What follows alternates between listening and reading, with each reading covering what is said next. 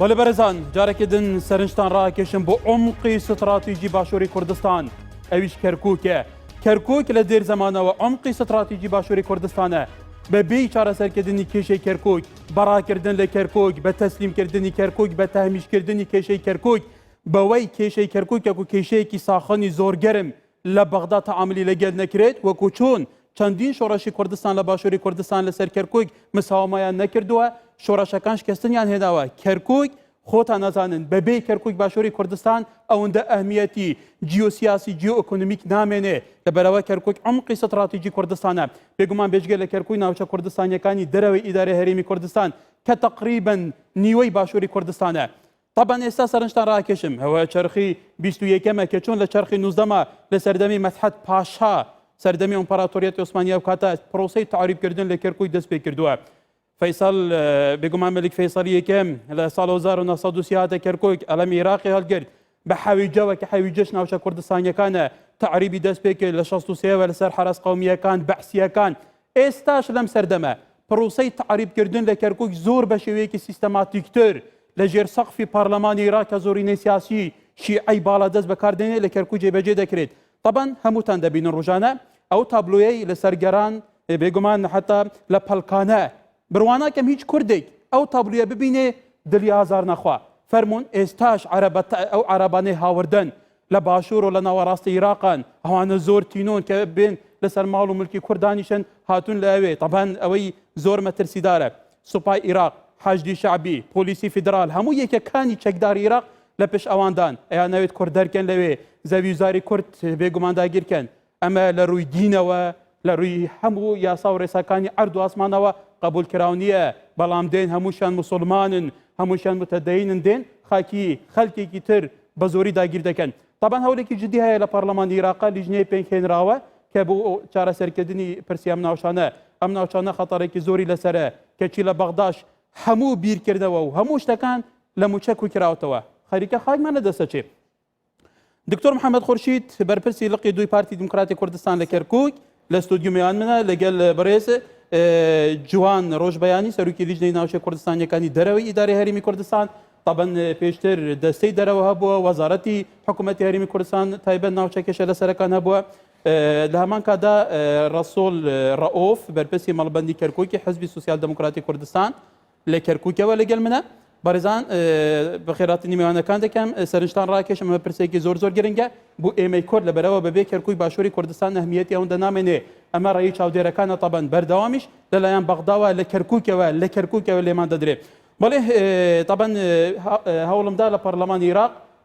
یکیک لاندامانی او لجنه بدوینم لسر بابتك که او لجنه تشکیل کرا و لجنه کی 11 کسیه شش کردن بلام گاره امس ساعتش کبونی کی زور گرنگانه لبياني ولا كوبنا ودان كاتيا نبوا بلام زانياري مانو ارجيتو تشي روي داوا كاك دكتور لتو دس بيكم لبرلماني العراق جموجولي دس بيكردوا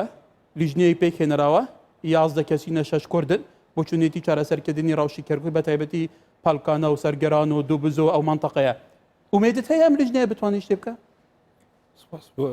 ئێوە سڵاو ڕێز بۆ بینەرانتان هەروەها سپاس بۆ بەشداری مامۆستا ڕەسوول لە کەرکووکەوە هاوڕێم جوان خان لەم بەرنامەیە هیوادارم پەیامێکی دروست بگەێنین لەسەر ئەم مەوزوعە بە بینەرانی بەڕێز و بەو لایەنە سیاسیانەش کە لە تاوتوێی ئەم بابەتەن هەروەها لیژنەی پەرلەمانیش پێشەکەکەی کە جەنابەت وتت بەڕاستی جێگەی دەستخۆشی بوو باشت هاورد من ناگەڕێمەوە بۆ تاریخ ئەوەندەی کە ئەمەوێ بۆ لیژنەکەی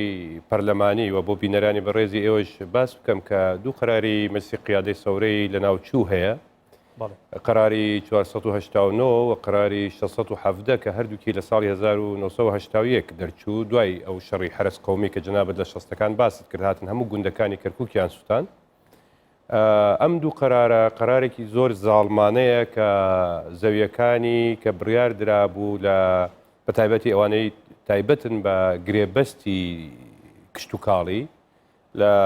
دوای قانونی ئیسلاح زەراعی کە بە دابەش کرایەوە سەر ئەو جوتیارانەی لەسەر زەویەکان بوون ئەو دوو قەرارە هەڵسا یەک ئەو زەویانەی لە جوتیارەکان وەرگرتەوە و بە قەراری دووەمیش هێدی دەستی کرد بە ئەوەی کە ئەم زەویانە بدرێتەوە بە فەلاحی غێری کورد و تەنها غێری کورد نیە غێری تورکمانیش تەڵەن لە پارێزگای کەرکووک. ئەوەندەی کە هەیە پێویستە ئەم لیژنە پەرلەمانیە و ئەو نوێنەرانی کورد کە لە بەغدا هەن لە سەرۆک کۆمارەوە تا ئاخر کەس کار بکەن لەسەر ئەوەی کە ئەم دوو قرارە هەڵبۆشێتەوە لە کاتێکە ئەم دوو قرارە بڕیاری لێدراوە بە پێی بڕیاری ژمارە 29 ساڵی 2012 مەجلس وزەڕای عێراقی بە ئیمزای دکتۆر فەرهاد نعمەتوڵڵا کە کارکردن بەم قرارانە ڕابگیرێت و هیچ بڕیارێک دەرنەچێت و بەتایبەتیش لە بڕیارەکەی مەجلیسی وەزەڕای ساڵی 2012 ڕقم 29 هاتووە بۆ ئەو زەویانەی کە کاتی خۆی لە غەیری عەرەب وەرگیراونەتەوە و لە کۆتاییشدا بۆیە عەرەبەکانیش ڕازی بکە ئەڵێ ئەوانەی کە متەزەررە بن لە جێبەجێکردنی ئەم بڕیارە جارێکی تر تەعویز بکرێنەوە یعنی قیرروسیا لەوەی کە هاتوون زەوی کوردیان داگیر کردو چەند ساڵە خواردویانە تا 2012 جارێکی تر بن تەعویزیش بکرێنەوە. ئەم بڕیارانە دەرچووە جارێکی تر لە بەفشارێکی زۆر بەڕاستی ینی گلەیەکی زۆر هەبوو لەسەر ئەو وەزیری عەدلانەی کە کورد بوون لە ساڵی 2020 بڕیارێک لە دایرەی تەنفیزی وەزارەتی عەدلیش دەرچووە کە کار بەو قرارانە نەکرێت کە پەیوەنددارە بە مشکلەی زەویزار بە تایبەتی لە ناوچەی گرفت لە سەرەکان و چاوەڕێی ئەو لیژنە حکومیە بکەن کە دروست کراوە بۆی ئەنجامەکان دەربخات. بەداخەوە محاکمی عێراقی بە تایبەتی محکەمەکانی پارێزگای کەرکووک لە دوای خیانەتی 16 ئۆکتۆبر بەمە کار ناکەن و هەر بڕیارێک دێت بە شێوەیەکی ناڕەوا بە ئەو قرارانەی کە پێشتر هەیە ئەچنەوە سەر ئەو قرارانە و زەویەکان تەبەنێ مازانین بەپێی قراری مەجلیسی قیادە سەورە لە کورد وەرگیراوە دراوە بە غێری کورد لە تورکمان وەرگیراوە دراوە بە غێری تورکمان واتە دراوە بە عەرەب کار بەوانە ئەکەن. طبعا ئەو سەردەمی ئێستا کاک دکتۆر ئەو پارێزگاری سەپێنراوی کەرکووی کە خەڵکی حەویجەیە لەوانەویش عەرەبی هاوردە بێ لە ساڵی سیەکانی سەدەی ڕابردۆ هاتبێتاوێ ئەنێ ئەو بڕیارانە کە لەوێ دەدرێت فۆرمێکی یاساییان دەدرێتیان لەسەر سکاڵای ڕئیس عەشیرەتێکی عەرەب جارێکی دیکە ئەوان دێنن طبعا ئەو قەراراتانی لە کەرکووک لەلای ئەو دەردەچێت شیعە و سونەکان طبعا تەبەنیەکەن لەبەرەوەی تا ئێستا هیچ قەرارێکی کونکرێتی دەرنەچووە کە ئەم پرۆسەی تەعریب و تەشەیوع ڕابگرێت. خۆی گرفتەکە ئەوەیە ئێستا ئێمە تەنها بەو پارێزگاری بە زۆر سەپێنراوی سەر کەرکووک وەکالەتەن بەس قەرارەکانەوە نیە ئێستا بڕیار لە دادگاکان دەرەچێت. ئەنی گرفتی سەرەکی ئێستا مەسەڵەن بۆ نمونە کە قساکەین ئێمە لەگەڵ جیهاتی ئەمنی کە بۆ ئەم حرەکەتانە ئەکرێە مەسەڵەن لە ڕێگای برادرانی خۆمان لە پەرلەمانی مەجلیس نوابی عێراقی لەگەڵ جیهاتی ئەمنی تەدەخولەکەن بۆ ڕاگررتنیوانە بڕیارە یاساییەکان دەرەچێت. و لەم ماوەی پەرلەمانتارێک قسەیەکی کرد کە من بەڕاستی لەگەڵ ئەو بۆ چوونە نەبووم کە ئەو بڕیارانەی دەرەچەی یاسایین بەڵام شەرعینین ناخۆی هەر بڕیارێک کە دەرچوو بێ لەسەر ئەساسی پوچە ئەمە مەبدەیەکی قانونیە کول مەبنی على الباطل فهو باطل يعني تۆ ناتوانێت بڵێ وەڵا ئەم قرارانە ئەوەی کە دەرچووە لەسەر ئەساسی داگیرکاری بووە لەسەر ئەساسی زوڵم بووە ئێستا بڵێن جیاوازە لە مەسلەی ئەو مادە دەستوریانەی کە لە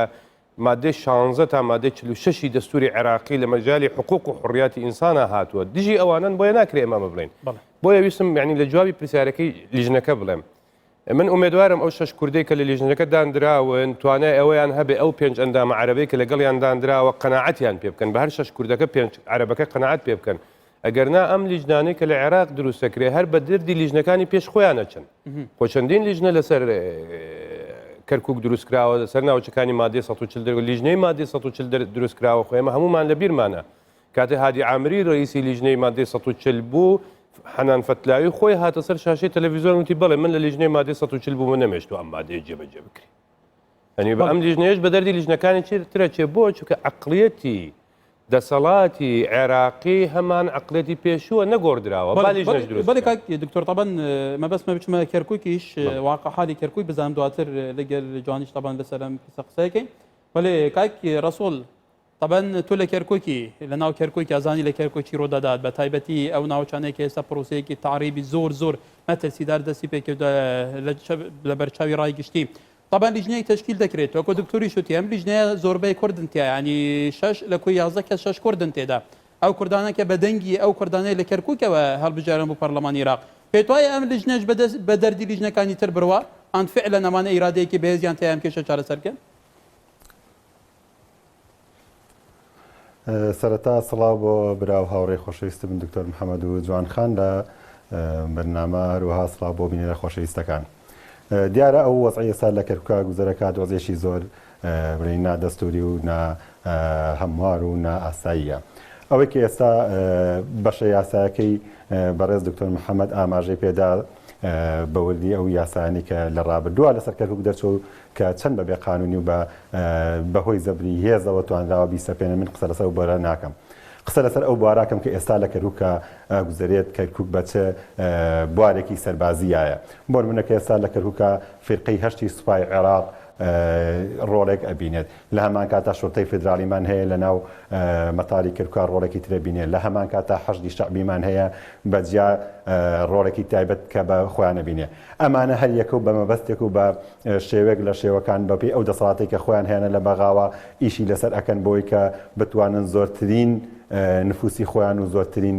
جێپەی خۆیان لەم شاردا جێبێڵن. بەداخەوە لە مقابل ئەمەیە هێزی پێشمەرگەی کوردستان لە دوای 16 ئۆکتۆبەرە وجودی نییە کە ئەمە ژوای کردووە لاسەنگ لە هێزی ئەمنی ئەم شارەیە دروست بێت. ئێمە ئەگەر سیر بکەین ئەو ڕووداوانەی لە گوندی پەڵکانە و ناوچەکانی ترش ڕۆدات، ئەمانە پێشەلی دەستور و ئەتوانین برین بەها کۆمەڵاتەکانیشە لە هەمان کاتە لەلایەن ئەم هێزە عەسکەریانەوە پشتگیری ئەکرێت بە بیانووی ئەوەی کە ئەمانە بڕیاری دادگایان لەگەڵایە. من ناچمە سەر ئەو وردەکاری ئەو بڕیارانە چۆن دەرچووە، چۆن دەژی ئەو بڕی مادە و دەستوریانەی کە لە ئەسڵا لەگەڵ کەرکووک و کەرکووکەکانایە. ئەو بەرگانی کە دەرچوو ئەتوانین برین بەشێکی زۆر هەتاکو ئێستاش ئەو بەرگە و یاسانە ئیشی پێکرێت کە لە سەردەمی سەدداما دەرچووە. ئەو بە شێوەیەک لە شێوەکان لە ڕژێمی پێش و هەم ئەو بەرگانی کە دەری کردووە ئەگەر نەیتوانی بێجێبەجێکا بەداخەوە ئێستا و هێزەی لە کەرکووکایە ئێستا ئەوان بڕیارانە جێبەجێەکات کە ئەمە وای کردووە ئەتوانین بڵێن بێقانونی و غەدرێکی زۆر لەم قۆناغەیە لە کوردی کەرکووک ئەکرێت. هەر لە بواری ئەتوانین بڵین داگیرکردنی زەویزارەکان و هەر نەشوەستاون بۆ حاڵەتە، ینی بیر لە زۆر شتی تر کراوەتەوە، ینی لە زۆر هەنگاوی تازەتر کراوەتەوە. ئەوەی کە ئێستا لەم ڕۆژانەیە لە کەرکووکە ئەکرێت نەکەر داگیرکردنی ئەو گوندانە کە بەپێی ئەو عەقدە زراعیانەی لەسەر دەمی ڕژێمی بەعسا دەرچووە ئێستا ئەمان بە نایاسایی ئیشی پێ ئەەکەن و جێبەجێ ئەەکەن کە ئێمە ڕاستی بەشێکیشی ئەگەڕێمەوە بۆ لاوازی وەزیری دادی حکوومەتی عێراق لە چەند کابینەیەکە بەدەستکردەوە بە ئێستاشەوە کە لە کەرکووکە هەڵوەشانەوەی ئەو عەقدە زراعیانەی کە ئێمە بەپێی مادەش ئەتوانین بڵین لە لامان هەبووە کە نادەسوورەوە دەبوو ڕابگیرێ، بەڵام بەداخەوە نەتوانراوە ڕابگیرێ و ئەمانیش ئێستا توانیوانە بەهۆی ئەم هێزە عەسکەری کە هەیە بیسەپێن بەسەر ناو. بەڵێ طبعاً ڕسوڵەوەی لە کەرکووکە لە زۆر شوێنجێ بەڵێ طبعاً زۆربەی کەسوکار و خانەوادەکانی جێکدارانی حەشدی شەعبی ئەوانی تریش لە ناوەڕاست و لە باشووری عێراق حتا باستەوە دەکرێت دێنێتە کەرکووک فۆرمی بەدەیان هزار خێزانیان بۆ کەرکووک هێنراوە لەسەر بڕیاری ڕاکان جبۆری. تو باسی وەزیری دادت کرد، طبعاً زۆر بەرپرسی ترمان هەیە لە عێراقەیە، سەر و کۆمارمان هەیە کە پارێزەری دەستورە ئەتوانێت هەندێک شت بکە. ینی پێت وایە ئەمانە ینی خەمساردی ئەوانە بووە، ئانڕێگیری زۆر هەبووە، تەگەرەی زۆر هەبووە نەیانتوانی وەکو پێویست ئەم بڕیارانە ڕابگرن وەکو تۆوتی؟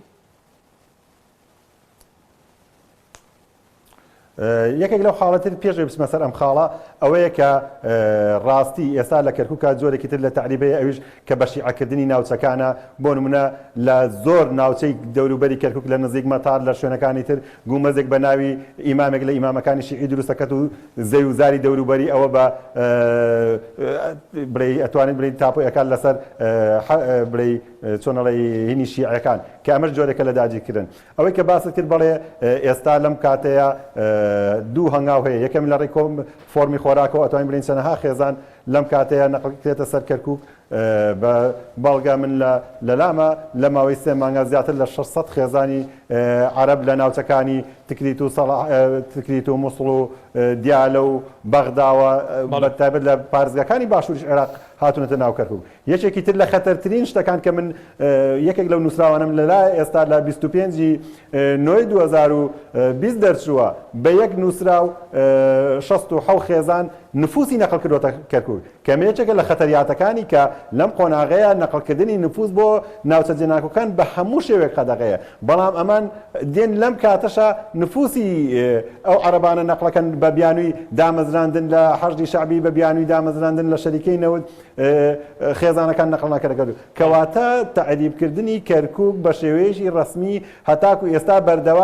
بەردەوامێکەش یەکبواری نەگرتوتەوە تەنها عەقد و زراعەکانی نەگرتوتەوە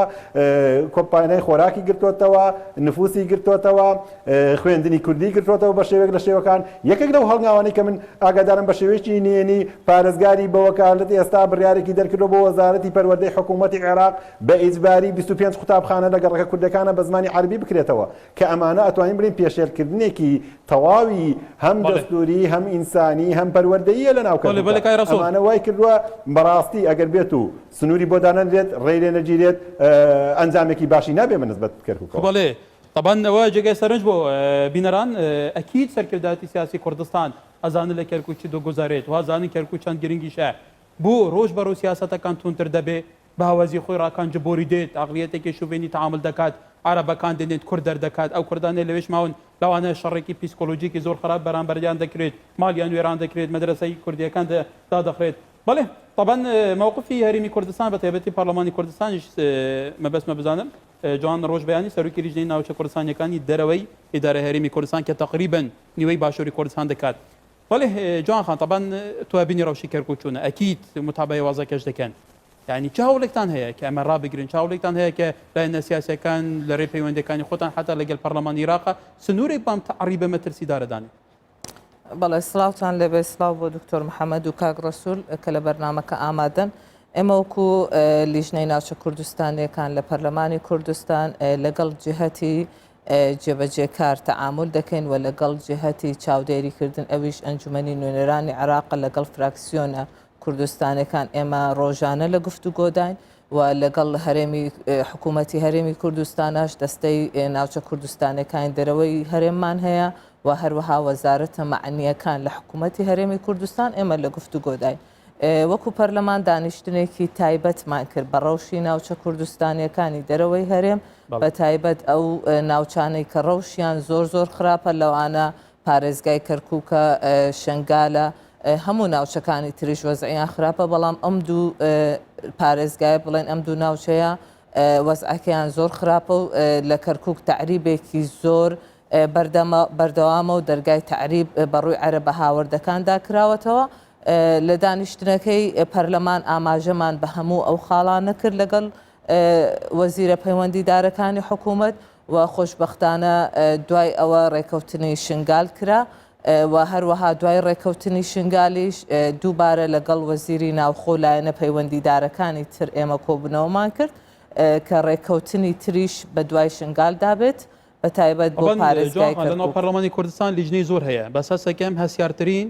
بەرپرسیارترین لیژنە بەڕێستانە لەبەرەوە لەسەر چارەنووسی عمقی استراتیژیە وڵاتەوەی ئیشەکەن لەسەر چارەنووسی ناوچەیە کە بینن ئێستا چیان بەسەر دێت ئەو کوردانە هەموو دەربەدەر دەکرێت ماڵیان وێران دەکرێت بەرحاڵ عنی پلانتان چییە بوو لەمە دووە زیاتر زەخت لەلایەنی پەیوەندیدارە بکەن بە ئەدلە بە داتا پێیان بڵێن کاکە ڕەوشەکە بەم شێوەیە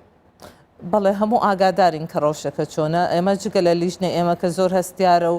لەگەڵ حکوومەتی هەرێمدا ئێمە لە گفتوگوون ئەو لیژنەیەکی سیاسیشە پەیوەندی بە هەموو حزبە سیاسیە کوردستانیەکانەوە هەیە یەکڕێزی حزبە سیاسیەکان بۆ ئەم بابەتە زۆر گرنگە یەکدەنگیان زۆر گرنگە و هەروەها لە گفتوگۆداین لەگەڵ ئەو لیژنە پەرلەمانەیە کە ئێستا تەشکیل کراوە لەگەڵ کوردەکان ئێمە لە گفتوگۆداین هەموو خاڵەکان هەم ئەوان و هەم ئێمەش تاوتوێمان کردو و لەو سەردانەی کە دەیکەن سیاسەکانی کە لەوانە ئەمە پرسێکی زۆر سیاسی بێ کە لایەنە سیاسەکان متفق نەبن لەسەر نەخشە ڕێک بچوونیەتی ئیدارەکردنی ئەم ڕەوشە خراپە ئەوانەیە ئیستیفادە نەبێ ئەوە لەگەڵ پەرلەمانتارە کوردەکانی عێراق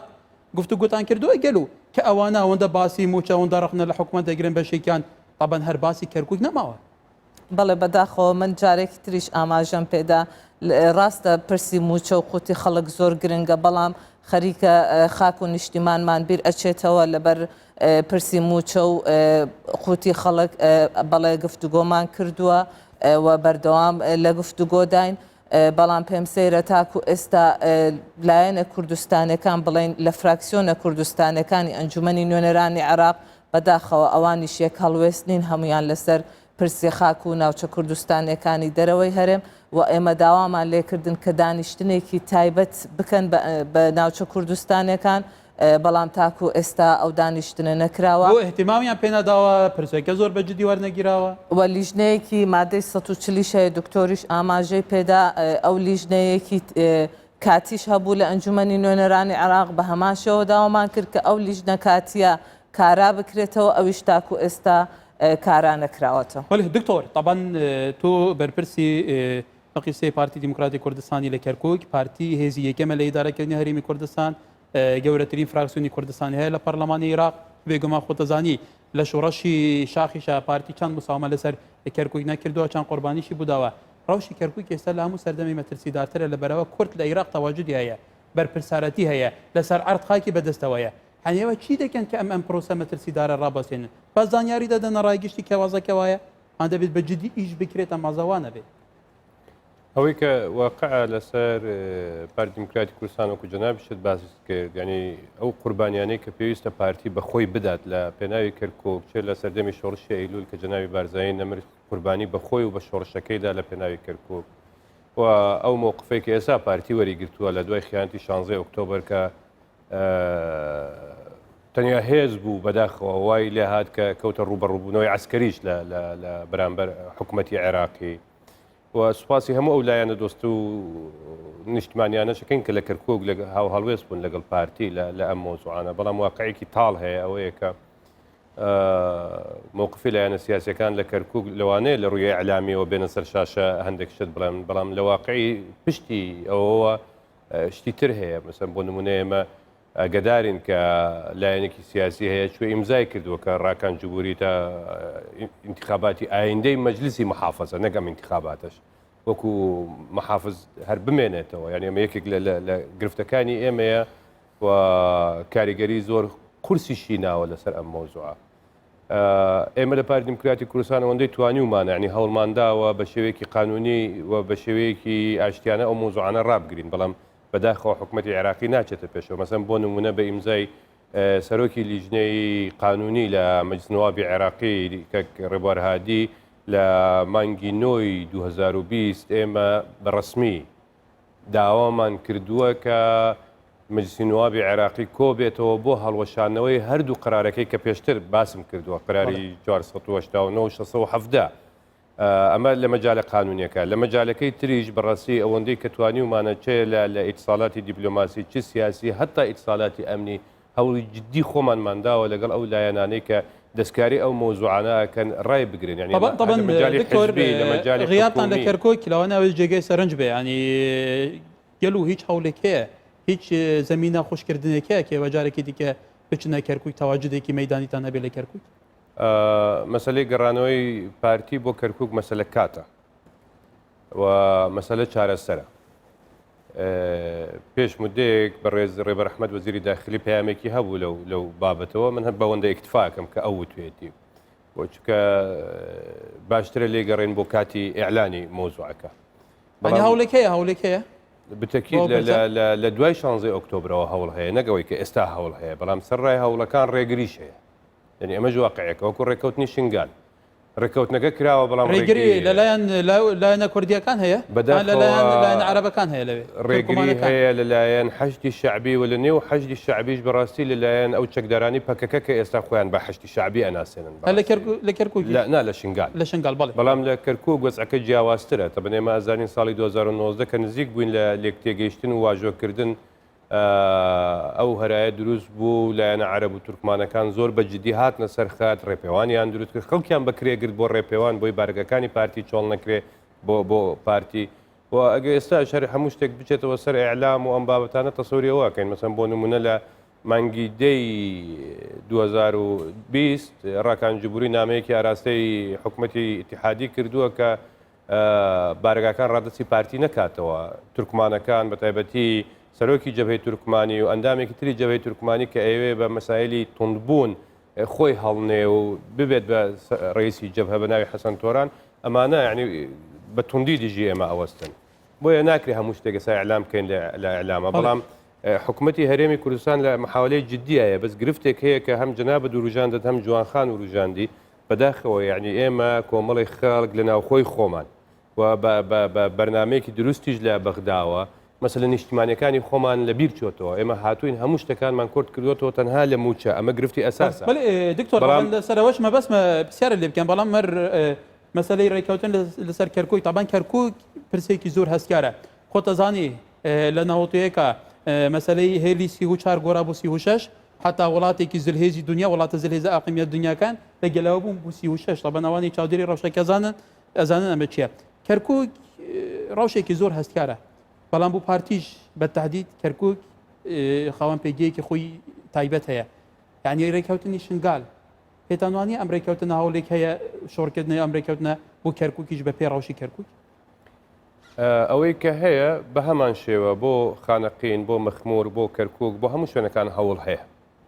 و ئەمە لە بەرنامەکاری حکوومەتی هەرێمی کوردستانە و لە یەکەم خاڵی بەرنامەی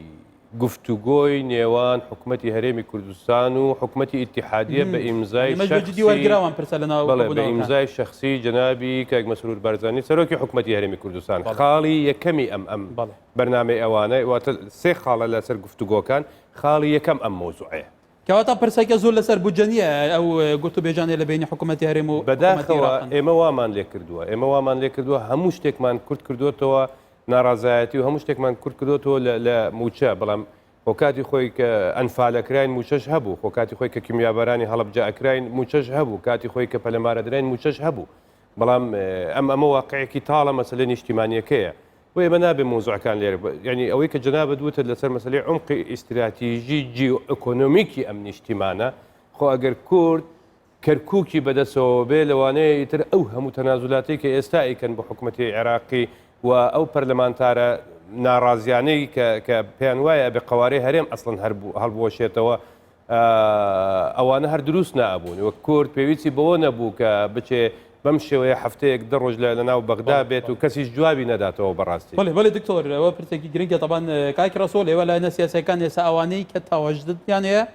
لە ناو کەرکۆکی دکتۆر باسی پرسێک کرد لایەنە سیاسێکی کورد ڕۆیشتووە ئیمزاش کردووە کە لە ئایندەشدا ڕاکانجبووری وەکو پارێزگارێکی سەپێنراوی زۆر شۆڤینی خۆتەزانی خەلکی کوێیە چەند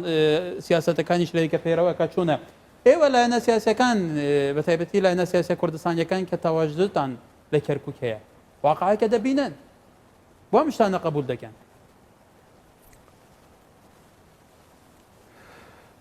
ئەوەی کە هەیە من پێم وایە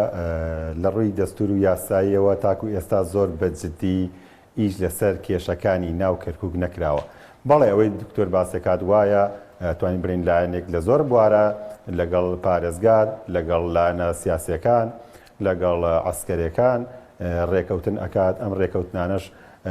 ئەتوانین برین ئاشکرا نییە ڕێکەوتنی نهێنیە ئەوەنی توانین برین سوود و بەرژەوەندی حیزبیتیایە ئەوەندە سوود و بەرژەوەندی نەتەوەی کوردیتیانیە لە کەرکووکە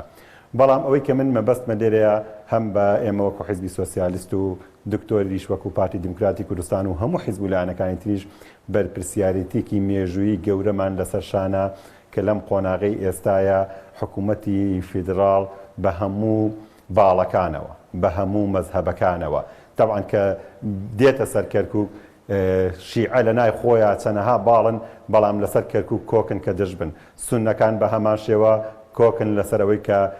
لەسەر چەوسانەوەی کورد و داگیرکردنی کەرکووک کۆکن تورکمانەکان بە شیعە و سونەوە کە لە ناو خۆیان ئەوەنەی دوونەتەوەی جیا دژی یەکن بەڵام لەسەر یەک خاڵی جێبەجێکردنی مافی کورد لە کەرکووکە بەڵێ کاک ڕەسۆڵ ئەوەی جێگەی سەرنجە نەک بەس بەڕێزت حیزبە کوردستانەکانە بەڵێ نەک بەک بەڕێزت هەموو بەرپرسە کوردیەکان هەموو ئەحزابی کوردی هەموو ئەوانەی کە سیاست دەکەن هەموو چاودێرەکان خەڵکی کوردستانیش ئاگاداری ئەمەیە شیعەکان چەند دژیەکەن فڕە مەرجە و فڕە بریار و فرە نزانم چی و حتا دوایی بەڵام کە پرسەکە بوو دژاتی کورد هەموو ئەبن بەیەک باشە کورد ئەمە لە بەرچاو ناگیرێت باکۆتۆتی لایەنی سیاسی کورد هەیە بوو بەرژەوەندی تایبەتی حەزبی لە ژێرەوە لەگەڵ ئەو گڕۆپە چەکدارە توندانی بەرامبەر بە کورد پارێزگارە سەپێنراوەکە ئیتیفاق دەکەن هەنی خەڵکی بێەوە بڵێ ئەوانەی کەسی هەسەد دەکەن نابیننەوە بۆ ڕەوشەکە وایە من پێم وایە لە قۆناغێکی وەک ئێستاە ئەگەر نەتوانین ئەو هێز و توانایی کە حیزبە کوردستانەکان هیانە ئەو جەماوەی کە هەیەی لە قۆناغێکی وەکی ئێستاە بەکاری نەهێنێ جاچ لە ڕێی برەی ئینجی شێوازی مەدەنیانەوە بێت حتا من لەگەڵ ئەو حاڵەتە زۆر بەکەین بەڵام ئەگەر بگاتە ئەوەی شێوازی سەربازی شێوازی ڕەتفعلیشی لەگەڵا بێت هێشتا ناگاتە ئەوەی کە ڕێگر بێت لەو قۆناغی کە ئێستا هەیە چونکە بە تایبەت ئەوان ئەتوانین برین هەم هێزە عسکەرەکەیان لەگەڵایە هەم ئەو یاسانە بە شێوەیەکی زۆرینە و کەمینە وەکو بینیمان لە پەرلەمانە بەڕێیەکەن لە ناو دادگاکانە جێبەجێیەکەن کەواتە ئەوەی کە هەیە ئێستا لە هەمووی زەرورتر پێویستی بە یەک دەنگی و یەک هەڵوێستیە پێویستی بەوەیە ئەم ئەحزابانە لە چۆن ئەوان لەسەر کێشەی کەرکووک کۆکن هەموو ئەو کێشە و ململانیانەی کە لە شارەکانی تر هەیە لە کەرکووکە کۆک بن لەسەر ئەوەی کە خاک لە پێش هەموو شتێکەوەیە کەرکووک لە پێش ئەتوانم وەکو خۆم بڵێم کەرکووکم لە پێش هەموو هینەکانەوە هەتا لە پێش کورتبوونیش کەرکووکی منجا بەڵێ کاکی ڕسوڵ تەبان مەسەلەی یەکرێزی لایەنە کوردیەکان بەڵێ وەکو حیکایەتە مێشەکە لێ هاتووە چێر و کاماشە ئێمە بەبادینی پێڵێن هەنی بەردەوام باز دەکرێت تا ئێستاش دروست نەبووە تەعاملکردن لەگەڵ بەغدا کورد خاوەن استراتیجیکەوە بەش بێ لاوە بەرپرسێک خۆ بە بەغدادا کا لەگەڵ بەرپرسەکان کووا بێتەوە خۆ ئازانێ لە پێش پەردە چی وعدەیەکان پێ هەموو پرۆسەکە ئیفلیش دەکات ئێمە باسی کەرکووکێکێن بە تەحدید بەڕای تۆ بەبێی کەرکووک هەرێمی کوردستانێکی بەهێزمان دەبێت دوای ئەحداسی 16 ئۆکتۆبەر خۆتەزانی کەرکووکمان بەدەستەوە بوو ناو دەڕەویش ڕاوشەکە وەکو ئێستا نەبوو بەبێی کەرکووک چارەنووسی هەرێمی کوردستان بەرەو چی دەگات ئەوەیەکێکە لەو هۆکارانەی کە وای کردووە عەرەبەکان بە هەموو مەزەبەکان و نەتەوەکانیشەوە دژی بڵێ داگیرکردنی کەرکووک بن بۆ وای لێکردون ئەوها بە یەکگرت و دژی کەرکووک بن هۆکارەکە ئەوەیە گرنگی کەرکووکە لە هەموو عێراقا ئەنجا بە کوردستانیشەوە من پێم وایە کەرکووک کوردستان ئەگەر بێت و کەرکووکی لەگەڵ نەبێت لە ئێستا لاوازتر دەبێت کە چۆن ئەبینین کە وەک دکتۆر باسی کرد وەفدێکمان هەفتەیە لە بەغدایە بۆ ئەوەی کە ڕێژەیەکی کەم لە بودجە و داهاتی حکوومەتی عێراق کە حەقی خۆمانە و لە زۆربەی داهاتەکان هی کەرکووک و ناوچەکانی تر ئەیبابەوەیە بگەڕێتە بۆ هەرێمی کوردستان ئەوان هەرلاشی لێ ناکەنەوە بەڵام ئەگەر بێت و بە شێوەیەک لە شێوەکان کەرکووک بگەڕێتەوە سەر هەرێمی کوردستان ئەو سوقلە سیاسی و ئیداری کە ئەیبێت هیچ کات پێویستی بەوە نابێت کە داوای مادی لە بەغدا بکات بە پێشەوانەوە بەغدا بۆ کات پێویستی بەوە بێت کە هاوڕا و هەڵوێست و پێویستی بە لانی مادی ئێرە بێ بۆیە پێویستە کورد پێش هەموو بڕگەکان پێش هەموو خاڵەکانی لایەنی مادی و سەربازیوین ئیش لەسەر خاکی کەرکووک بکات ئیش لەسەر جێبەجێکردنی ئەو بەرگانە بکات کە گەڕانەوەی بستێ خاکی کەرکووکە بۆ سەر هەرێمی کوردستان و بە هەمان شێوە بۆ جێگیرکردنی ئەو کوردانی کە هەتا کە دەرئەکرێن کە تعدایان لێئەکرێت بەڵێ طبعا مەبەسمە بینەران وەکو زانیاریەک لەگەڵ دامەزراندنی ئەنجومەنی نێنەرانی عێراق لە سەردەمی پاشایەتیدا لە یەکەمین خۆلی هەڵبژاردن لە ساڵی 1925 لیوای ئەو کاتێک کەرکووک لە کۆی 4 نوێنەر سێیان کورد بوو طبعا دوایەوە لە ساڵی 1937 هەڵبژاردن حوتەمین خۆلی هەڵبژاردننی ئەنجومەنی نێنەرانی عێراق پەرلەمان بوو ئەو کاتە ناوێکی ترە بوو ئەوسا عەرەب بوو طبعا لەو دیوی دیجلە هیچ عەرەبێک لێ نەبوو تا بەدرە و جەستان تا نزیک عەمارە هەمووی کورد بوون ئێستا خەریکە بۆ هەولێریش دێن بەڵێ جوان خان طبعا ڕێکەوتنی شنگالیش هەیە ئێمە طبعا دەبێت باسی ئەوەش بکەین ئەو لیژنێکە تشکیل کراوە باسی ڕەوشی ئەوێش دەکرێت بەڵام تا ئێستاش لە شنگال وەکو پێویست ئەم ڕێکەوتنە جێبەجێ نەکراوە خۆتەزانی نزیکەی 200,000 کوردی ێزدی لە نزیکەی 20 کەمپ لە دووهکدان تا ئێستا چاوارن دەگەڕێنەوە ڕێوشێنەکان وەکو پێویست نییە چیتان کردووە بۆ ئەمە بوو چاودێریکردنی ئەم ڕەوشە طبعا لەمپەری زۆر دروست دەکرێت لە بەرامبەر جێبەجێکردنی ئەو ڕێکەوتنەی شنگال کە کراوە لەلایەن ئەو هێزە ناشەرعیانەی کە ئێستا لە شنگالدا وجودیان هەیە و ئەو شەڕ و ئاژاوەی کە ئێستا دەبینین هەموو هۆکارەکە ئەوەیە کە شەڕ و ئاژاوە کێشە دروست دەکەن بۆ ئەوەی ڕێکەوتنی شنگال ڕۆژ بە ڕۆژ دوا بکەوێت تاکو ئێستا هیچ لە خاڵەکانی ڕێکەوتنەکە جێبەجێ نەکراوە هەرچەندە ئێمە کە گفتوگۆمان لەگەڵ وەفدی حکوومەتی هەرێم کرد لەسەر ئەو بابەتە زۆر بە گەشتبینیەوە باسی ئەو ڕێکەوتنیان کرد و لەو تەسەورەدام کە جێبەجێ بکرێت بەڵام کاتی دەوێت تاکو ئەو ڕەوشە تۆزێک ئاسایی دەبێتەوە طبعا قسەیەکم هەیە لەسەر قسەکانی کاک ڕەسوول بەوەی کە باسی کەرکووکی کرد بەڵێ تا ئێستا حکوومەتی عێراق کە نەیتوانیوە و ئامادە نییە کێشەی کەرکووک و ناوچە کوردستانیەکان چارەسەر بکات یەکێکە لەو خاڵانەی کە نایەوێت کورد ئیتر لەسەر پێی خۆی بوەستێت و دەیەوێت هەمیشە کورد لەگەڵ عێراقدا لەو گفتوگۆیەدا بێت و کورد پەراوێز بخا بۆیە هەرگیز ئامادە نیە ڕێکەوتن لەسەر ناوچە کوردستانیەکان بکات و مادەی 140 کە لەسەر ئەستۆی حکوومەتی عێراقدا جێبەجێ بکات تاکو ئێستا حکوومەتێک بە دوایەکەکان هیچیان ئامادە نەبوون و ترسیان لەوە هەبووە کە ئەو مادەیە جێبەجێ بکەن نەوەک لە کۆتاییدا ئەو ناوچانە بگەڕێنەوە سەر هەرێمی کوردستان نەوەک عێراق. خاڵێکی تر دەمویست باسی بکەم تەبعاً من وەکو پارتێک ئەو شتە ناڵێن بەڵام وەکو سەرۆکی لیژنەی ناوچە کوردستانەکان ئەو قسەیە دەکەم پێم باشە وەکو پێگە فەرمیەکەت بەڵێ وەکو ئەوە قسەی دەکەم ئێمە چەند جار لە کۆبوونەوەی لیژنەکەمان کە حزبی جیاوازی تێدایە بە حزبەکانی ترەوە باسییان لەوە کردووە کە گەڕانەوەی پارتی دیموکراتی کوردستان بۆ کەرکووک لە ئێستادا زۆر گرنگە و هەوڵ بدرێت ئێمە وەکو لیژنەش هەوڵ بدەین و زەخت لە حزبەکەی خۆمان بکەین کە بگەڕێنەوە کەرکووک چکە ئەو فەراغی ئێستا لە کەرکووک هەیە بەبێ پارتی دیموکراتی کوردستان زۆری پێوە دیارە بۆیە زەرورە کە حزبی پارتی بگەڕێتەوە کەرکووک. بەڵێ دکتۆر طبعاً تو ئێستا وەکو نوێنەری پارتی توش لە حساسترین شوێنی بەرپرسی لەقی کەرکووکی طبعاً نەک لە کەرکووک لە دیالەش لە خانەقینیش لە زۆر شوێنی تر پرۆسەی تاریف زۆر بە ترسناکی دەستی پێکردووە. طبعاً تعدیلی دەستوری عێراق هەولێکە بوو تعدیلکردنی دەستوری عێراق تەهمیشکردن و دەرهێنانی مادەی 140 کە عەرەب قەت قەنەعەتیان بە مادە نییە. ئەلتەرناتیڤتان چییە کە ڕەوشەکە هەر بەم شێوە بێ؟ هۆی بابەتەکە بابەتی سەرەکی جارێ ئەلتەرناتیڤی یەکەم لە دوای داستانی پردێ و داستانی سەحێلا بەڕاستی ئەلتەرناتیڤ گفتوگۆیە. یعنی هەموو لای قەنەعەتمان بەمە هەیە کە شتەکان بە شێوەیەکی ئاشتیانەوە بە گفتوگۆ بە لێک تێگەیشتن چارەسەر بکەین و بۆ ئەم مەبەستەش بەڕاستی لە کابینەی کۆتایی کابینەی هەشتەم و بیدایەتی کابینەی نوێمەوە زۆر گفتوگۆکان بە جدی کراوە لەسەر ئەم مەوزوعە بێ ڕۆڵ و دۆرگان هەر سنگێنین. بەڵام گرفتەکە ئەوەیە ئاڵۆزیەکانی بەغدایە نێمە تووشی ئەم گرفتەش بووینە چێ لە گۆڕانکاری لە ساڵی 2010ەوە کە عەبدولمەهدی هات بۆ مدەیەکی کەمە دوایەوە مستەفا کازمی هاتووە و ئەو بارودۆخە داراییەش کە عێراقی تێکەوتووە بەڕاستی و ئەو بێسەروبەرەیە و فەسادی ئیداریە یەکجار زۆرەشی کە هەیە و ئەو بێخەدەماتیەی کە لە عێراق هەیە هەموو ئەمانە بوونەتە دەردی زۆر گەورە بۆ عێراق کە هیچ ئومێدێک بە ئایندەی ئەوە نەماوە کە تۆ بتوانی بەرامبەر بە دەوڵەتێک قسە بکەیت کە دەوڵەتەکە بەلانی کەمەوە لە ساڵی 2021 ئەگەر وەزعی دارایەکەی ئێستا بێ وەکو دەوڵەت بمێنێتەوە. طبعاً ڕێی زۆر لەسەرەوە هەیە کە ڕەوشی عێراق لە 2021 بەرەو چێرەوە بە تایبەتی گۆواری فۆرن پۆلیسی ئەمریکی بابەتێکی زۆر دقیقی لەسەر ئەوە هەراسێنانی ئابووری عێراق بەڵام ئێمە باسی هەردوو حکوومەت خۆتەزانی بە تایبەتی حکوومەتی عادل عەبدولمەهدی و کاظمی کورد تەفاهمی زۆر لەگەڵ ئەم حکوومەتان نابوو بەڵام کێشەی سەرەکی لە عێراق ئەوەیە لە پەرلەمانی عێراق بە زۆرینەی سیاسی ئەو هێزانەی خەلف الکەوالیس ئیدارەی عێراق دەکەن وەکو یاسای کورتێنانی بودجە یاساکان بە شێوەیەکی تر تەعاملی لەگەڵ دەکرێت حکوومەت ناتوانێت وەکو پێویست کەواتە تا چەند گرنگە لەگەڵ لایەنە سیاسەکانی دیکە بە تایبەتی شیعە کورد لەگەڵاوان هەوڵدات.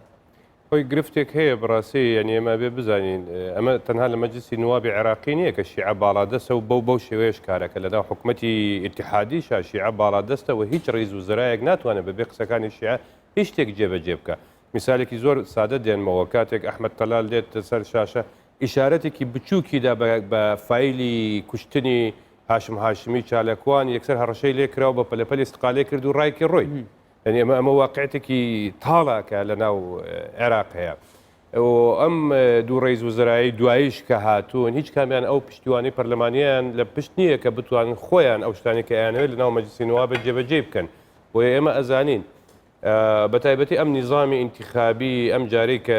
لە ساڵی 2010 پێڕەو کرا پێگەی حکومەت دایم لاوازەکە لە سیستەمەکە و ئەمەی فەردێکە کە دێجارێکی تر پێگەی حکومەت زۆر حکومەت نەک دەوڵەت حکومەت زۆر لاوازترەکە لە نێو مەجلیسی نواب چکە سیستەمی ئینتیخابی عێراقی بە شێوەیەکدا ڕژراوە کە دائیمەن حکومەت زۆر لاوازە لە ناوی بۆیە ناتوانین ینی ئێمە ئومێد هەڵچنین لەسەر ئەم مۆزوع ئەمە ئەلتەرناتیڤی ڕئیسیە کە ئێستا هەمومان ئەبێ کاری لەسەر بکەین گفتوگۆیە ئەگەرنا ئێمە لیجانی ئومم متحیدا هەیە مەسەن هەتا ئەوەی شنگالێ سە یۆنامی مەسەن ڕاعیە لە سەر مۆزوعەکەەوە هەوڵەدا کە چارەسەر بکرێ بۆیە ینی بەداخەوە گرفتی کەرکووک بۆتە گرفتێکی نێودەوڵەتیش بەڕاستی بۆ ئێمە بێکار بکەین لەسەر ئەوەی کە ئەگەر لە ناوخۆ چارەسەر نەکرا بە شێوەیەکی گفتوگۆی ئاشتیانە لە مەجای دەولیە ئێمە کاری لەسەر بکەین. بەو عقلیەتی سیاسی کە ئێستا ئیدارەی عێراق دەکات بەو عقلیەتە ئێستای ئیدارەی حتا مەلەفی ئەمنی عێراقیش دەکات ئەو فرە گروپە چەکداریە کە تاوەجودیان لە کەرکووکەیە پێت وایە بە حیواریش بگەنە نەتیجەی لەگەڵیان؟ من بە شانازیەوە یەکێک لەو کەسانم کە دەنگم بەسەر بەخۆی کوردستان داوە لە 25 ئەیلولی 2017 ئەو مانای وایە کە من هیچی هیوایەکم بە عێراق نەماوە لەو کاتەوە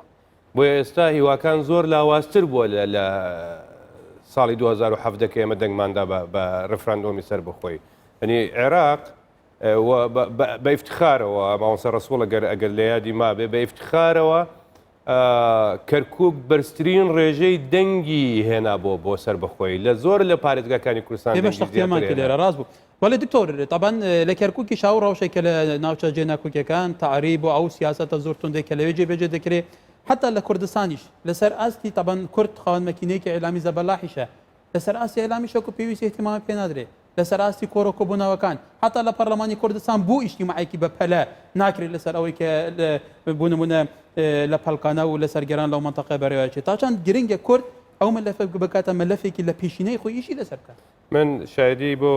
جوانخانە دەم کە چەند جارێک لەگەڵ ئێمە کۆبۆتەوە بۆی کە بتوانێت کۆبوونەوەیەک هەتا لە نێو لایەنە سیاسیەکانی کەرکووک ڕێک بخەین هەمومان لە پەرلەمان بێکەوە دابنیشین و لە مستەوای قیادەی باڵای هەموو حزب سیاسیەکان بێن بەیەکەوە لەگەڵ پەرلەمان لەگەڵ حکومەت جۆرێک لە جۆرەکان ینی بەرنمەیەکی تۆکمە دابڕێژین بەداخەوە سەری نەکرد بەداخەوە سەری نەگرجا خەتای کێ ئەویان بە خۆی ئەستۆی هەڵگرێ بەڵام گرفتەکە ئەوەیە یەکەم ئێمە گەر بمانەوە گرفتەکانی خۆمان چارەسەر بکەین لە ناوچەی کێشە لەسەرەکان ئەبێ دەستکەوتی حزبی لێگەڕێن ئەوێ مەسلەیەکی نیشتیمانە مەسلەی خاکە دوو ئەبێ ئەو دەرەجە ئیحتیمامیەی کە بەداخەوە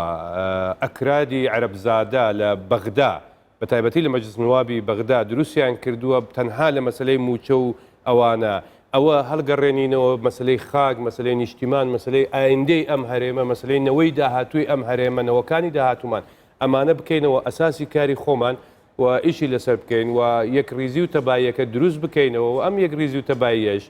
بەڕای من مادام سێ حزبی سەرەکی لە حکوومەتی هەرێمی کوردستان هەن و حزبەکانی تریش مەسەن نمونە حزبی سۆسیالیستی کوردستان ئەوانی وەزیریان هەیە لە حکوومەتی هەرێمی کوردستان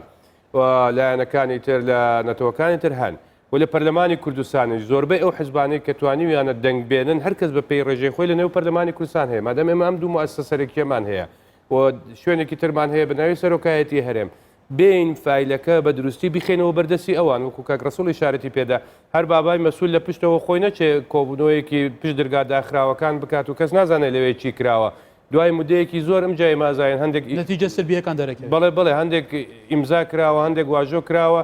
کە مامۆستا ڕەسوڵ وتی بەرژەوەندی حزبیە من پێم وایە ئەوەش نییە بەرژەوەندی ئابووریە کە وای کردووە بەرژەوەندی حزبیەکانی خۆشیان ئەکەنە قوربانی ئەو بەرژەوەندی ئابووریانە بەڕاستی ئێمە ئەبێ پێت کاک دکتۆرانی ئەو عقلیەتەی وەکوێوەتی تعامل لەگەڵ ڕەوشەکەیەکەن بەم شێوەیە پێت وایە ئەو کەسانە فعلا سیاسی پێگەیشتون فعلا هەست بە بەرپرسەرەتیەکەن لە پڕێکەوە هاتوون بەس بەرژەوەندی و خان دەپارێزن فرسەکەی استیغلال دەکەن هەموو شتێکێکە نە قوربانی گیرفانیان بەداخەوە یعنی زۆر جار ئینسان هەستەکە ئەمانە جۆرێک لە تاڵانکەرن هاتوون بەشی خۆیان کۆکەنەوە و بڕۆن یعنی من بڕواناکەم هەتا ئینتیمایان هەبێ بۆ ئەم نیشتیمان ینی باوەڕ بکەن ئێمە قورسە ئەم قسەیە منێکم بۆیە دەردەکە و بەدبەختەکە بەسەر کێ دێت ڕاستە من ئێستا لە کەرکووک نیم ئەو دەردەی کە خەڵکی ناوشاری کەرکووک ئەی چێژێ من نایچێژم بەڵام من لە ئاوارەی دەردی ئاوارەی ئەچێژم کە تەمەناکەم بگەڕێمەوە بۆ کەرکووک یعنی ئێمە بێت دەردی خەڵک تێ بگەین ئێمە بین لەگەڵ معاناتی خەڵکەکەی خۆمانە تێ بگەین چه ئەوانەی کە ئاوارەین لە دەرەوەی ئەم ناوچانەوە چه ئەوانەی کە لە ناو شارن هەمومان قیادەی سیاسی کوردی بە یەک ریزی بە تەبایی بین بەڕاستی بیرێکی دروست بکەینەوەلەوە بەسە ئیتر ئێمە خەریکی ئەوە بین مناڵ هاندین لە سوسیال میدیا بڕۆ بارگای ئەم بسووتێنە بڕۆ بارگای ئەخڕۆ وەکو دەرکەوت جارجا بارگای خۆشیان ئەسووتێنە لەسەر ئەم مۆزوعە بۆیە چونکە یاریکردن بە ئاگر لە ئاخرەوە پەنجەی خۆشیان ئەسووتێنێ ئەساسەکە ئەوەیە ئەگەر ئێمە ئەمانەوێ بارودۆخی ئەو ناوچانە ڕێک خێنەوە بەڕاستی لە هەرێمەوە ئەبێ یەک مووقفیەکی زۆر بەهێزی لایەنە سیاسیەکان نیشانی بەغدا بدەین و بە بەغداییەکان و ئەکرادزادەکانی ئەکرادە عەرەبزادەکانی بەغداش بڵێن کاکە مشکلەی ئێمە تەنها موچە نییە بەڵێ مشکلی ئێمە خاکە ئێمە ئەگە خاکمان دەستکەوێتەوە پێویستمان بله دکتۆر سەرنجی دۆگەشت طبعا جوان خان لەناو پەرلەمانی کوردستان طبعا پەرلەمانی کوردستان هەر خولێکی تازە بێت فرەیهێزی زیاترتیا بەرجستە دەبێت دیار دەبێت خەلکێکی تازە دێتە پێشەوە بەڵام ئەخیران ئەم پرسانە پرسیینەتەوەی خۆتان ئەبینن لە باغدا چون تەعامل لەگەڵ پرسیینەتەوەی کوردکە بۆ نمونە ڕاکانجبوری هەر بڕیارێک بدا بڕیارێکی شوێنی حتا قەرارێکی لە مەجلیسی وەزارە عێراق دەربچێت لە هەر شوێنێکی تەنفیز ناکە لەبەرەوە عەقلیەتێکی شوێنی عەرەبەکان لە پشتەوەن حسابی بۆ قەراریاوانیش ناکە هەنی لە پەرلەمان ئێوە هیچ هەوڵێکتان هەیە کە فعلا بەلایەنە سیاسیەکان بەڵێن دوارن یەک بگرن ئەگەر یەک نای بگرن بە کۆجی گێرخینە لە هەمومان تیاش بەڵێ طبعاً لیژنەکەی ئێمە لە چاودێری چ لە چاودێریکردن بێت چ لە گفتوگۆ بێ لەگەڵ حکوومەتی هەرێم ئێمە تەخسیریمان نەکردووە لەسەر هەموو بابەتەکان ئێمە گفتوگۆمان کردو دانیشتنمان کردووە دکتۆر محەممەدیش تازە باسی کرد ئێمە بەرنامەمان هەبوو لەگەڵ هەموو حزبە سیاسی کوردستانیەکان دابنیشین و ئێستش بە هەمان شێوە لە بەرنامەدایەوە سەرۆکایەتی پەرلەمان نووسراومان بۆیان کرد خۆیان ئاماژیان پێدا کە ئەوانیش سەرپەرشتی ئەو کۆبوونەوەی دەکەن و لەگەڵماندا دەنیشن ئەگەر ئاوڕێک لە مێژوو بدەینەوە پەرلەمانی کوردستان هەمیشە لایەنی خێر بۆ لایەنە سیاسیەکان چەند جارێکیش لە شەڕی ناوخۆمانی گرتۆ بۆ ئەوەی حزبە سیاسیەکان بەیەکەوە شەڕەکە ڕابگرن ئێستاش ئێمە ویستمان ئەو دەوری خێرە ببینین لایەنە سیاسیەکان بە یەک دەنگ بە تایبەت پارێزگای کەرکووک کۆبوونەوەیەکیان لەگەڵ بکەین و داوای یەکدەنگی و یەکڕێزیان لێ بکەین لە بیریش نەکەین کە هەڵبژاردنیشمان لە پێشە بەڵام نووسراومان کردو بۆ دەستەی سەرۆکایەتی پەرلەمان داوامان لێ کردو لەبەر ئەوەی ئەوان بەشدارن لەو کۆبوونەوەیە ڕۆژێک تهدیدکەن و ئاگادارمان بکەنەوە بۆ ئەوەی ئێمە بانگشتی لایەنە سیاسیەکان پێویست ناکات زۆر دوا بخرێتەوە کۆبوونەوەیە ئەو کۆبوونەوەی دەکرێت چاوەڕێی دەستەی سەرۆکایەتی دەکەین بەنسبەت ئەوەی کە باست کرد بۆ ڕەوشی پەلکانش کە بۆ پەرلەمانی کوردستان دانیشتنی نەکردووە ئێمە جگەلەوەی کە دانیشتنمان نەکردو بەڵام وەکو لیژنە هەمیشە لە گفتوگۆدا بووین لەسەر ڕەوشی پەلکانە و بیریشمان نەچێ ڕەوشی ئێستای پەرلەمان بەداخەوە زەمینە سازیەکی باش نییە بۆ دانیشتن تۆ دانیشتنی پەرلەمان لەسەر خاک و نیشتیمانیش بکەیت دەبێتە تەپڵ لێدان و سێلفی گرتن هی ئەوە نییە کە تۆ دانیشتنی لە پرسە نیشتیمانیە هەستکارەکان خاوەن هەڵویست نییە بە زیاتر تەبەن لە زۆربەی ئەو بابەت و پرسە هەستکارەکان جیاوازی زۆر هەیە حتا جیاوازی ئەگاتە ئاستێکی زۆر توندیش بەڵێ لە بابەتە نیشتیمانەکان لە حاڵی ئێستادا نەخێر بەپێی پێویست نییە بەڵام ئێمە وەکو لیژنەی ناوچە کوردستانەکان تەخسیریمان نەکردووە و لە گفتوگۆداین لەسەر دانیشتنی پەرلەمان ئێمە ئیشی خۆمان پەک ناخەین تابەنەوە جێگەی سەرنجە بەڕێزانەوە خۆشی سەرروکی هەستیارترین لژنەی پەرلەمانە لە ناو پەرلەمانیشە لایەنە سیاسەکان تابانەوانەیە لە ناو پەرلەمان هەمووی نوێنەراتی ئەحزابەکان ناکەن بڕیار لە حزبەکانی خۆیان وەرەگین کە لەوێ شێک نەبێت ئیتر ڕەوشەکە بەم شێوەیە کاک ڕەسوول ئیتر ڕەوشەکە بەم شێوەیە تابان لە پەلکانە تەوق دراوە بە هێزی ئەمنی و سوپای عێراق وەکوتوتی ئەو هێزانی کە فڕقەی هەشت بزانم لەوەیە حتا ناهێلن خەڵکیش نایلن ئەعلامیش تەختیا بکات چەندی ڕۆژنامە نووسیان گرتووە کەواتە لایەنی تریش هەیە لە کەرکووک عەرەبەکان هەیە لەوانە لە ناو عەرەبەکان خەڵکی متەفاهم هەبێت تورکمانەکان هەیە مەسیحیەکان هەن ئێوە لەگەڵەوان تا چەند گرنگە تەنسیقی بکەن توزەی تادیای پارێزگای خۆتان بۆ خۆتان بکەن وڵای من لێرەوە داوا لە جوانخانەکەم پێش هەموو شتێک لە پەرلەمانی کوردستان حکوومەتی هەرێم ملزەمکە بە دەستنیشانکردنی گرنگترین دەستە کە دەستەی ناوچە جێناکۆکەکانە کە لە حکوومەتی هەرێم تایبەتە بە کەرکووک و ناوچەکانەوە ئەم کێشەیە لەسەر شەخص و لەسەر هین پەک نەکەوێت ئێمە دیارە کۆمەڵە تێبینیمان هەیە لەسەر کەسەکان بەڵام ئیشی جدی لەسەر ئەوە بکات کە ئەو دەستەیە دەست بەکار بێت بۆی کە ڕۆڵی زیاتری حکومی ببینێت لەسەر ئەم ناوچەیە بەڵام بەنسبەت ئەوەی کە بەڕێزت باسەکەی ئێمە بەنسبەت پەڵکانە و هەموو ئەو ناوچانەی تریش کە ئێستا زەختێکی زۆریان لەسرە بەداخەوە ئێرێن بەداخەوە بەشێک لەو گوندە تورکماننشینیانەش کە زەرمەندن لە عەقدە زراعیەکان بەڵام ئەوەیان پێخۆشترە کە عەرەبەکان ناوچە کوردەکان و تورکمانەکانیش داگیر بکات بەڵام کورد نەگەڕێتەوە ئەو ناوچانە کورد ئەوەی نەبێت بەداخەوە ئێمە ئەیڕێم لە ڕابردووە نەمانتوانیوە ڕاستی نەک بڵێم هۆکارەکە خۆمان بین عەرەبەکانیش و تورکمانەکانیش بە شێوەیەک وا پەروەردەکراون هیچ کاتێک نەبەرژەوەندی لەگەڵ کووردا هاو ئاستی کردوون نە هەستە بڵێ نەتەوەیەکە و خاکی کەرکووک وای کردووە کە بەیەکەوە بین ئەوان هەموو کات بۆ دژایەتیکردنی بڵێ کورد لە کەرکووکە هاودەنگ بوونە بەداخەوە ئێمە ئەیڵێم لە ڕابردووە چەند جاریش نوێنەری یۆنامی لەم شارە نوێنەری نەتەوەیە گرتوەکان و نوێنەری ئەمریکەکان لەم پێشەرکاریانە ئاگادار کراونەتەوە بەڵام بەداخەوە وەکو فعل وەکو هەڵوێست وەرگرتنێکی جدی لەسەری نەبوون ئێستا ئەوەی کە ڕوو ئەدات ئێمە بە نووسراوی ڕسمی بە یادداشتیش دراوەتە نوێنەری یۆنامی لەم شارە لێ ئاگادار کراوەتەوە بەڵام ئەوەی هەیە ئەم حکومە سەربازیی لێرە ئەتوانین برین ئەو حیساب نەبووە یاسای ئەم پارێزگای ئەکات نەبوو ئەو دەسەڵاتانەی کە لەم شارەیە هەیە بەڵام بەداخەوە من وەکوتم نا تورکمانەکان نە مەسیحیەکان هیچ کاتێک هەڵوێستێکی جدیان نەبوو لەسەر پێش بڵێ طبعا دوا پرسیاری من کاکرەسولەوەیە وەکو تۆتیت بۆ کورد بەو شێوەیە وەکو قۆمبەلێکی تەوقیت کراوی نەوەوی ئەو پێکهاتە نەبخۆیان دانێت طبعا تەجروبەی کورد دوای 2003 لە کەرکووک هەیە کورد ئیدارەیەکی زۆر هاوسەنگ لە کەرکووکە بووە ڕێزدام و پێکهاتەکان گیراوە ژیانیان پارێزراوە حتا لە سەردەمی شەڕی داعش هێزی پێشمەرگە چەندین قوربانیان لە پێناوە پێکهاتەیانداوە تورکمان بوو مەسیحی بوو بەداخەوە ئەو کێشانی کە لە کەرکووکە هەیە ڕاستی گرنگی کەرکووک ئەوەنە گرنگە نەک هەر دانیشتوانی ناوخۆی کەرکووک و عێراق بەڵکو بەشێکی پەیوەندی بە ململانی نێوان دەوڵەتانی دراوسێشەوەیە من لە ناشارمەوە ئەو کە ململانی لە بینی مەزهبەکانە هەیە گەر نەتەوەی لێ دەرکەی لە پەیوەندی بە دەوڵەتێکی وەکو ئێران کە توانین بڵین زۆربەی کات ڕاستەخۆ دەستی لە ناو حاڵەتانە یان حکوومەتێکی وەکو تورکیا لە زۆر ڕوا توانین بڵین ڕاستەخۆ کاریگەری لەسەر بەشێک لە حیزبە تورکمانەکان هەبوو لەم شارە واتە ململانەکان لەوەیە بچووک نەکەینەوە کە ئەم نەتەوانە لە ناو شاری کەرکووکە بۆ نەیانتوانی و هاودەنگ بن لەگەڵ کورددا ڕاستە بەشێکیان توانین بڵین کە خەڵکی ئەسلی ئەم شارن هەموو کات نەرم بوونەوە هەموو کات هاوڕاش بوون لەگەڵ بەشێک لە داواکارەکان و لەگەڵ مافەکانی کووردا بوونە بەڵام بەشێکیان هەموو کات دەتوانین بڵین بە ئیعازی وڵاتانی دەوروبەر بە تورکیاش و بە ئێرانش و بە وڵاتانی کەنداویش بەشێک لە سونەکانیان هەموو کات هاندا وەکو پشتیوانێک بۆەوەی کە بتوانن زۆرترین نفوسیان لەم ناوچانە هەبێت کەواتە توانین بڵین ململانێکە لە شارێک و لە نەتەوەیەک و لە مەزەبەکانی لەم شارە بۆتە ململانێکی نێودەوڵەتی ئەو بەهۆی گرنگی کەرکووک و ناوچەکەەوە وەلەگەلی سپاس کاک ڕەسوول ڕەوف بەرپرسی مەڵبەندی کەرکووکی حزبی سوسیال دموکراتی کوردستان لێرەشەوە دکتۆر محەممەد خورشید بەرپرسی لە قیسەی پارتی دیموکراتی کوردستان لە کەرکووک خاتون جوان ڕۆژبەیانی سەرۆکی لیژنەی ناوچە کوردستانیەکانی دەرەوەی هەرێم لە پەرلەمانی کوردستان گەلەی سوپاس میوانەکانی من طبعا ئێمەش تەختیەی ئەو لیژنە 11 کەسەی دەکەن بۆ